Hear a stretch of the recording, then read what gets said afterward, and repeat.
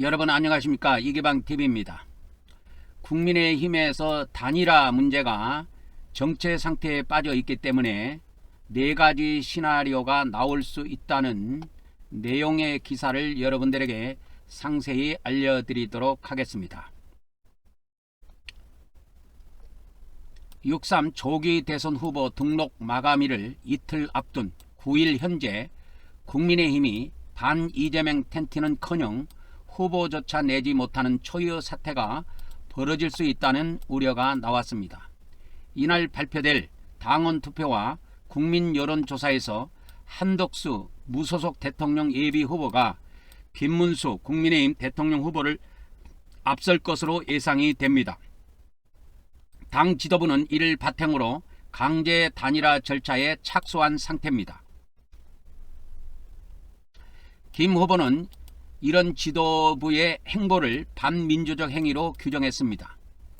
김 후보는 자신이 경선을 걸쳐 선출된 정통성이 있는 후보라며 법원에 가처분 신청까지 제기한 상태입니다. 양측이 모두 물러나지 않으면 국민의힘 선택지는 크게 4가지로 압축될 수가 있습니다. 첫 번째는 뭐냐면 김문수 후보 단독으로 대통령 선거에 임하는 아닙니다. 단일화가 끝내 무산될 경우에 김문수 후보가 기호 2번 후보로 본선에 나서는 시나리오입니다. 이날 김문수 후보가 전격적으로 의원총회에 참석하면서 일각에서는 극적인 타결 가능성도 거론이 되었습니다. 하지만 기존 입장을 반복하면서 이 시나리오에 힘이 실리는 분위기입니다. 김문수 후보는 이날 의총에서 당 지도부는 현재까지도 김문수를 끌어내리고 무소속 후보를 우리 당 대통령 후보를 만들기 위해 온갖 불법적인 수단을 동원하고 있다고 주장했습니다. 그리고 민주주의 질서를 파괴하는 반민주적 행위를 즉각 중단해 달라고 요청을 했습니다. 그리고 단일화에 응할 수 없다는 점도 김문수 후보가 분명하게 밝혔습니다. 한 국민의힘 관계자는 해결책이 있었다면 이렇게까지 왔겠느냐며 시간은 김문수 후보 쪽이다. 법원이 가처분을 인용하면 지도부의 단일화 로드맵은 완전히 무산되고 김문수 후보는 그대로 후보가 확정이 될 것이라고 내다봤습니다. 두 번째 아닙니다. 김문수 후보를 한덕수 후보로 교체를 강행하는 시나리오가 되겠습니다. 지도부는 이날 오후 발표될 여론조사 결과를 근거로 전국위원회와 전당대회를 열어서 당 후보를 한덕수 후보로 교체 등록하는 방안을 추진 중에 있습니다. 각종 여론조사에서 한덕수 후보의 경쟁력이 김문수 후보보다 상회한다는 판단이 지도부 내에 지배적인 상태입니다. 지난해 총선 당시 정해찬 전 최고위원 사례처럼 법원이 당의 공천, 판단 권한을 인정할 것이라는 기대도 걸려 있습니다. 등록 마감일 11일이 되겠습니다. 5월 11일 내일 모레입니다. 등록 마감일이 내일 모레인데 당일 전당대회를 열고 과청 중앙선거선관위원회 현장에서 후보 교체 서류를 기습 제출한다는 전략도 거론되고 있습니다.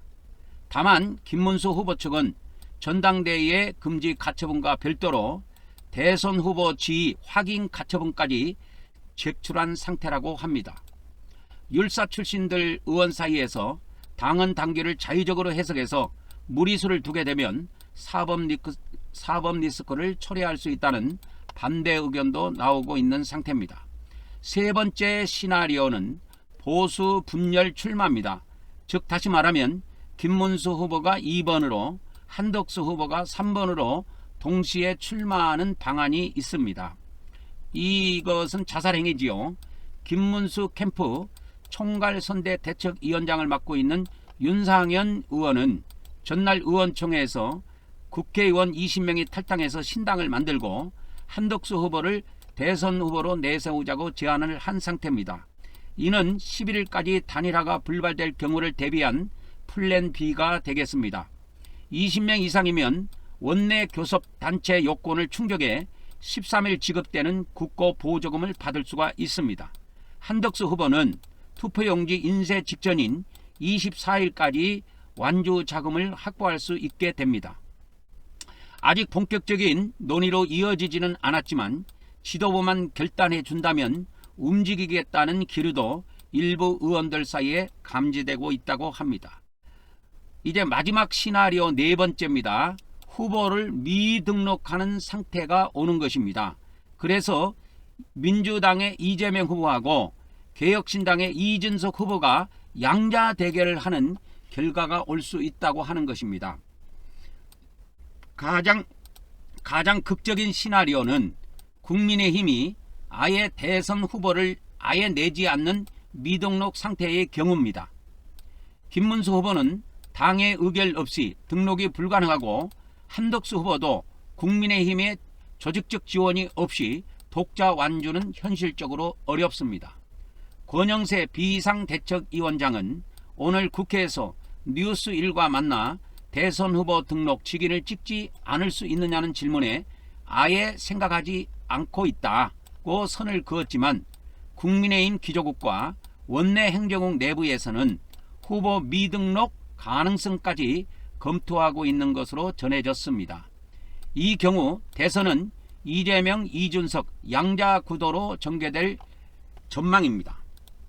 당 일각에서는 이준석 개혁신당 대통령 후보를 범보수 진영의 대안으로 봐야 한다는 주장도 있기는 합니다. 협상 결렬로 인해서 한덕수 후보가 대선 출마를 중도에 포기할 경우에 김문수 후보의 단일화 버티기에 실망한 보수층 일부가 이준석 후보 지지로 이탈할 수 있다는 전망도 나오고 있는 상태입니다.